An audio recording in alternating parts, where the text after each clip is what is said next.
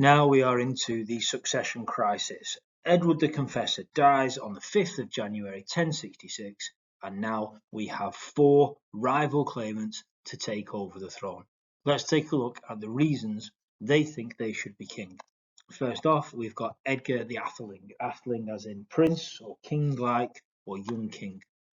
Legitimate claim to the throne, blood relative of Edward the Confessor, yet he had very little chance of success for the simple reason he's very, very young. He's about 12 to 14 years old. And whilst it wouldn't be uncommon for somebody of this age to have become king, it's happened in the past. The problem here is the context.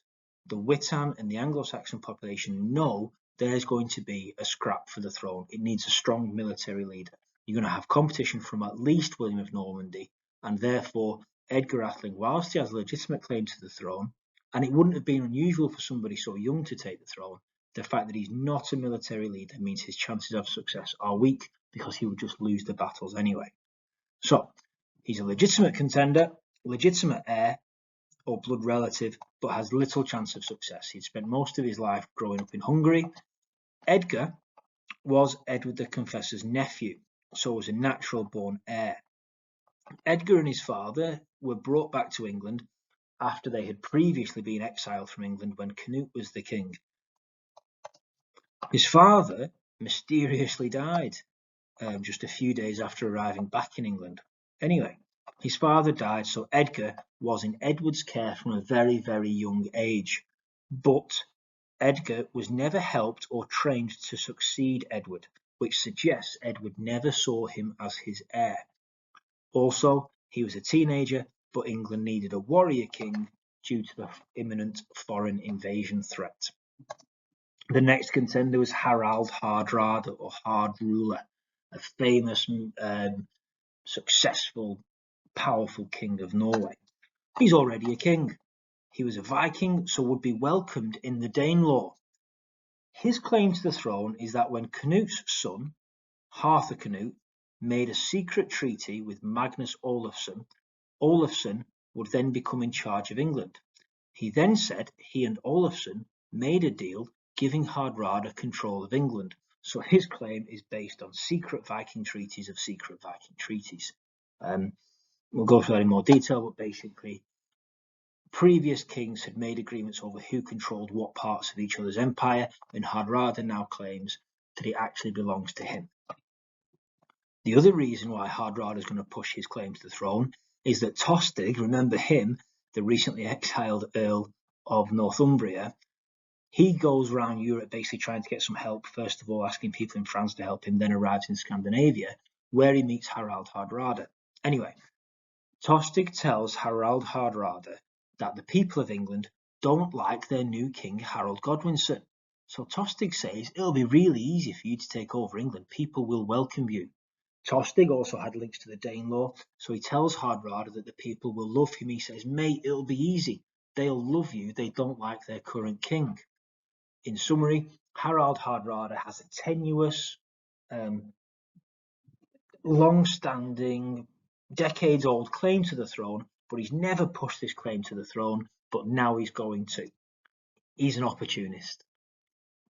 He's already a massively successful king, but he sees an opportunity to add England to his empire and get, victory or Valhalla, and he's going to take that opportunity. The third contender is Harold Godwinson, the Anglo-Saxon Earl of Wessex, who had been operating as sub-Regulus or under king. He's well known to the people of England. He has a legitimate claim to the throne, kind of, in that he is allegedly promised the throne on Edward the Confessor's deathbed. He's also related to the king, isn't he? He's his brother-in-law. He shares the same values and customs as the Anglo-Saxon people. Effectively, the point being, he would run England for the benefit of the English, whereas if a foreign king took over, England would become a colony and it would be run for the benefit of other countries. So if you're an Anglo-Saxon, Harold Godwinson is your preferred choice.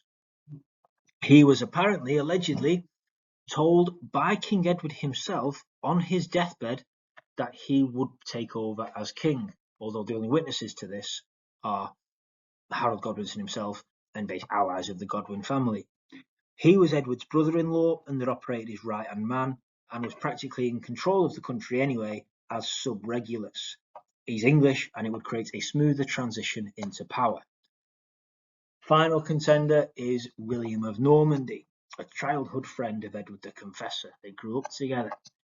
He claims that Edward had promised him the throne in 1051 in exchange for William's help to reduce the power of Earl Godwin. Remember, he looked after those hostages, Wulfnoth and Hakon, from the Godwin family.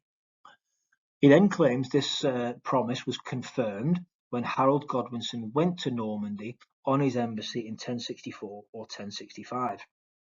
Crucially, William gets the support of the Pope and can march into battle carrying the papal banner, meaning that he has God's support. Massively important, this, because it means two things. One, he's got the support of the Pope and the Church and their influence. But in addition to that, what it means is when William is trying to get people to help him and join his campaign and risk their lives for him, they are more willing to do it because the Pope says they should. Why would the Pope back William of Normandy? Well, because Harold Godwinson allegedly swore on an oath and has broken that oath. The other thing about William of Normandy, he inherited power at a very, very young age in Normandy, becoming Duke at 8 years old. And he had been constantly surrounded by enemies in Normandy and managed to keep his dukedom. This shows that he was a very powerful and clever warrior king who's had to lead from a very, very young age. He's a brutal man, is William. The first promise for him to be king had been made by Edward in 1050 or 51 in exchange for William's help with Earl Godwin, and this promise was renewed in 1064 or 65 with Harold's embassy to Normandy.